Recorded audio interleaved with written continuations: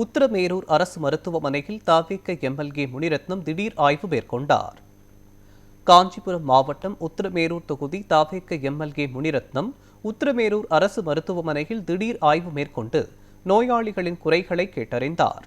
இரவு நேரங்களில் மருத்துவர்கள் மற்றும் ஊழியர்கள் பற்றாக்குறை இருப்பதாக பொதுமக்கள் தெரிவித்தனர். பின்னர் மருத்துவமனை நிர்வாகம் பாலித்தீன் கவரில் டீ வழங்க முயன்றதை கண்ட முனிரத்னம் பாலித்தீன் பயன்பாட்டை கடுமையாக கண்டித்து இனிமேல் அதனை தவிர்க்குமாறு அறிவுறுத்தினார். தொடர்ந்து செய்தியாளர்களிடம் பேசிய அவர் மருத்துவமனை மற்றும் நெல் கொள்முதல் நிலைய பிரச்சினைகள் குறித்து நடவடிக்கை எடுக்கப்படும் என்று நம்பிக்கை தெரிவித்தார்.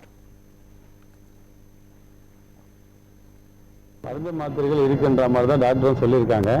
அவங்க கேட்டதுன்னா ஸ்டாஃப்ஸ் இல்லை, செவிலியர்கள் வேணும், மருத்துவர்கள் வேணுன்ற மாதிரி ரெக்கமெண்ட்ஸ் என்கிட்ட மனுவாக கொடுத்துருக்காங்க. என்னென்ன தேவைகள் அவங்க தேவைன்றதை கொடுத்துருக்காங்க. நிச்சயமாக எங்களுடைய மாண்புமிகு அமைச்சர்களை சந்தித்து இந்த மனுவை அவருடன் நாளை காலையே சென்று ஒப்படைப்பேன். அதற்கு உண்டான அழுத்தத்தையும் கொடுப்பேன் என்பது தெரியும்.